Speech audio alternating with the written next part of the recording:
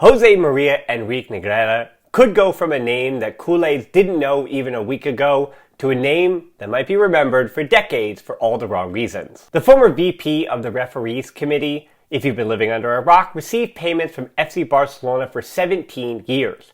And the prosecutor's office in Spain has filed criminal charges against Negreira, as well as some of the former presidents of FC Barcelona and the club as its own legal entity, all of which we will talk about and explain today. And the prosecutor's office in Spain has filed a complaint against Negreira and FC Barcelona and its directors for the crime of sports corruption. I'll start with a disclaimer for everybody. There's going to be people online or in the comments who just want Barcelona to get dragged or punished, and they don't really care too much about the legality of it or whether or not Barcelona is innocent or guilty. They can be absolutely out of line, and they don't have the right intentions, but Barcelona can also be guilty of what we'll talk about. As always, of course, the truth is somewhere in the middle. And as of now, the only thing that anybody really knows is what was in the complaint and those things that have been leaked from the prosecutor's office about this case, for which is not gone to a hearing, not gone to trial, and there is still, at this point, unfortunately, a ton of speculation. So I'm going to do my best with what we know as of now, which this could have changed by the time you're watching this, but I'm going to do my best to wade through it and figure out if we can make any sense of this. The overview of the case. Here's what we know. This story was first broke by SER in Catalonia, and they stated that FC Barcelona allegedly made payments from 2001 to 2018 to former referee Jose Maria Enrique Negreira, with the allegations that the payments were in exchange for referee decisions in their favor. The payments stopped in 2018, which is also the same year that Negreira was no longer the VP of the referee committee. A potential important detail, Amundo reported that in 2018, that was also the year when Negreira threatened to reveal irregularities if Barcelona didn't continue making payments. From 2018 to 2023, Negreira never went to authorities about any irregularities. Prosecutors have said that the CTA, or the referees committee as it's also known, were overseeing, quote, the designation of referees for each match of Spanish competitions. And Enrique Negreira would have been involved in, quote, evaluations leading to the, quote, promotion and demotion of referees, as well as the proposal of candidates for international referees. Another important note, Barcelona did make these payments to what has been revealed as a shell company owned by Enrique Negreira's son Javier, called DASNIL or DASNIL 95. Either way, Bartomeu has already said that he never really worked with Enrique Negreira, but instead he would have transactions with his son who was delivering the report, so that is a big detail here as well. Now for the charges, and this is the essential part here. The charges put forth by the prosecutor's office in Spain were for the crime of sports punishment, and that is what to focus on this entire time. This was a complaint filed against Enrique Negreira, the directors of FC Barcelona, or Barca itself as a legal entity, which is both the same thing and separate, which we'll talk about in a second. These charges fall under a law that came into effect in 2010 as a reform of the penal code that made more specific language that created a new crime of corruption in business. This crime is punishable with prison terms ranging from 6 months to 4 years, with any director, administrator, employee, or collaborator of a company that received, requested, or accepted an unjustified benefit or advantage, or offered or promised to obtain it, as consideration to unduly favor another in the acquisition or sale of merchandise, in the contracting of services, or in commercial relations.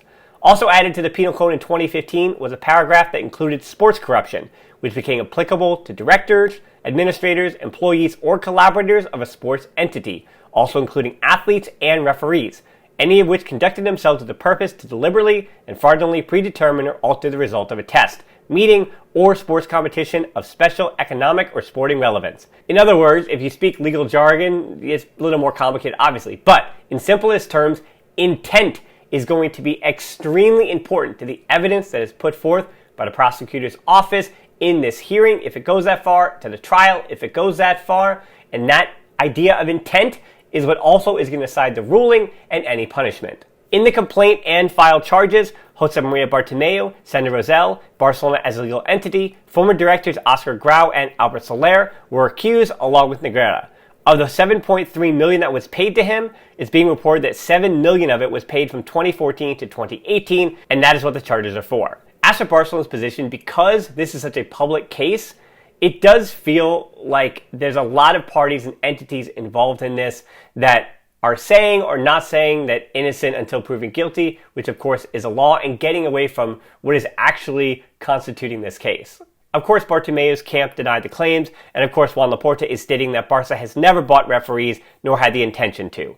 The hiring of the service was for, as he says, technical reports on referees, which is common, which is true. This happens all the time, but it usually happens with former referees, not the, at the time, VP of the referees committee. What Barcelona will likely need to do in court is, as I said, prove that there was no intent to gain favor with referees. So you can look through years and years of individual calls, red cards, penalties that went for and against Barcelona. And a reminder that in this case, whether or not it's a big conspiracy you're trying to untap, it doesn't really matter based on the charges that have been put forth for this case. Because those calls don't prove whether or not Barcelona had any intent to gain favor at all. So it actually, in this sense, could be worse for Barcelona whether or not the calls went for them or against them. You couple that with what former La Liga referee Interlad said, that Enrique Negreira had no control or power over the referees, and sorry to the Madrid media, but that will be irrelevant in this case. Here's one of the other important factors here. Barcelona has said that the reports that are under question were oral reports given by Javier Negreira. And while Enrique Negreira's son has said the actual reports were given to the prosecutor, at present time, none of us knows exactly what is in these reports, including former manager Ernesto Valverde, who was the Barca manager during part of the timeline of the case. When we find out what was in the actual reports, that may shed some light on it. But it should also be noted, and a little bit deflating if you're a culé, that prosecutors' offices usually only file charges unless there is some substantial bit of evidence and that they could, in theory, or believe in theory, that they could have some kind of conviction, even to the smallest degree of punishment. The statement from Enrique Negreira is something that Barcelona is pretty much going to have to prove to be false in court, as he already gave a statement to Spanish tax authorities that said that Barcelona had paid him to, quote, to make no refereeing decisions were made against them, which is to say for everything to be neutral. And that is a quite damning line for Barcelona and completely opposed to the stance that they have taken so far. The report that Negreira tried to blackmail Bartomeu may also be essential to this case. He likely didn't go through with it because he himself was implicated. For what? No one knows yet, but it could range anywhere, in the case of Negreira, from tax evasion on the payments to actually attempting to use those payments to give sporting favor to Barcelona, which, as I keep talking about as we go through this, the level of punishment is really important too, because as we're about to talk about, you can go anywhere from some kind of fine, how much is that fine, all the way to the club being dissolved. But how culpable Barcelona was, and to what degree and relevance the crime was committed on the crime of sports corruption, well, that's how much Barcelona will be punished. And speaking of punishment, let's talk a little bit more with that legal jargon about what could happen to Barcelona if they are proven guilty. Again, the question being asked that will dictate all punishment is, did the contracting and economic remuneration of Enrique Negreira by Barcelona have the purpose of altering the outcome of the competition? As I said before, it should be expected that the prosecutor's office does have some evidence of this, or they would not have filed the charges. And the prosecutor's office does not need to prove that the competition was adulterated, but instead that there was an intention to do so. So yes, it is possible that the club did submit a payment to gain favor and still lost the match and still got red cards and still had penalties called against them. That is still irrelevant to the case, as long as there was intent to gain that favor. The crime in that case is still very much present, and I'll remind you too as to the criminality of this, why Laporta is being called in as a witness or to testify as the current president of FC Barcelona, and not as president of Barcelona in his first term. Because to clear things up once again, that sports corruption part of the law went into place in December of 2010. Laporta and Gaspar as individuals are not being charged. Laporta is only being charged as the current president of Barca, which is an individual entity who are being charged. Any payments prior to 2010, while unethical, while it makes us not feel so great, well, those are not going to be criminal. Because again, that law to make them criminal came into effect in 2010. The degree of punishment will depend on how many actions, and we'll say how elaborate, the plan of corruption was. The severity of those actions will dictate the punishment. If Barcelona did benefit either directly or indirectly, the penalty for the club, if convicted, is a fine. However, depending on the severity of the actions, judicial intervention, suspension of activities, and dissolution of the club could all take place.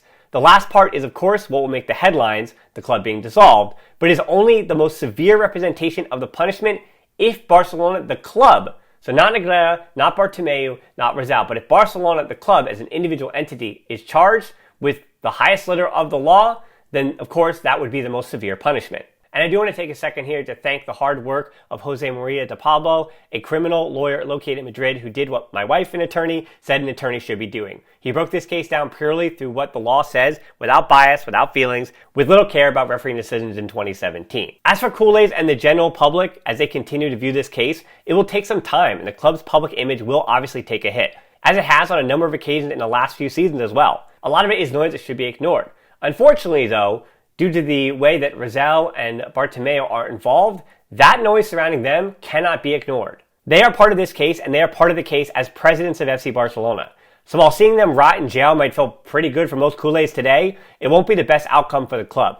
They cannot take the fall for this case. If they are given multiple years of jail time, that likely means that FC Barcelona has also received not only a hefty fine, but likely some other administrative punishment that will hamper the club that so many Kool-Aids enjoy, and it's going to hurt the product not only on the field, but in the trophy case for a long, long time. Another name to mention, Javier Tebas. Where does he fit into this, if he does at all? Even though this criminality would have taken place in La Liga, he shouldn't have much of a role. La Liga has already said that it cannot investigate because the case relates to events that took place more than 3 years ago. So La Liga will not come down with any sporting punishment. What he can do, of course, is try to use this in the court of public opinion and try to create division between the two teams of Barcelona and Real Madrid that both rejected his CVC deal and are attempting to create the Super League. If Tebas and others of Real Madrid put pressure on Real Madrid, that would benefit Tebas more than Florentino Perez and his goal of a Super League. And regardless of where that pressure came from, Real Madrid did feel it necessary to come up with a statement in joining the lawsuit as, quote, damaged parties. But what impact they have on proving intent or some greater involvement, they have no information about the actual evidence that will have to be proven for Barcelona to be guilty. So it remains to be seen how much of a true impact they might have on this case. As for UEFA and FIFA, any sporting punishment on their behalf would come after the final ruling. Once again, if the final ruling is highly unfavorable to Barcelona, potential European bans and a potential stripping of the 2015 Champions League title are all possibilities, but again, that would all come down to the worst case severity of the ruling. Meaning Barcelona did something so egregious in Spain, with a crime of sports corruption so egregious that UEFA and FIFA felt like they had to be punished outside of their jurisdiction. And I'm coming out with this today, but because the speculation and the news swirling about it, I do expect to still hear a bunch of stuff in the next few weeks, but this will carry on for months and years and years and months and weeks and days, and it's going to feel like it's on the back burner at all times for a long time. That's really frustrating. I totally understand that. But this big circus, this might even actually be the worst of it, because before there is a whole big trial, the next action will be a hearing with witnesses and accused parties testifying. If the magistrate feels that a trial is needed in this case, that would come next. And the worst present news is that it is, of course, all getting started just now. If Barcelona is guilty, and of course I think the worst of Rizal and Bartomeu, but Barcelona will be paying for the sins of electing those now by name criminals, by law and by name, as presidents of the club. But I also hope they aren't, that being those two, convicted of this, because again, that does mean the worst for Barcelona. And I know one of the big challenges, of course, is that Barcelona are innocent till proven guilty, well, at least for Kool-Aids, and I know the challenges will come when others who want Barcelona to fail will overlook that statement. Either way, this is still the club I support, still the club that I root for all its problems, warts and all. This is still the club that I spend 60 hours a week making content for, so if you thought that this was useful, informative, and that anybody else could use it, share it, subscribe it, like it, that would be a great help. And I do hope and plan on doing a lot more fun things in the future that aren't this. I hope this really, as I always continue to say, that this is a valley in some of the dark days in Barcelona's history, and that they come out on the other side of this tunnel into the bright lights and the glory and the trophies and everything is good, and they can go back to being Mescayon Club, because certainly in the last few seasons, it feels like the club has got away from that. But I know you're still here because Mescayon Club, so I appreciate you. And as always, until next time, Forza Barca.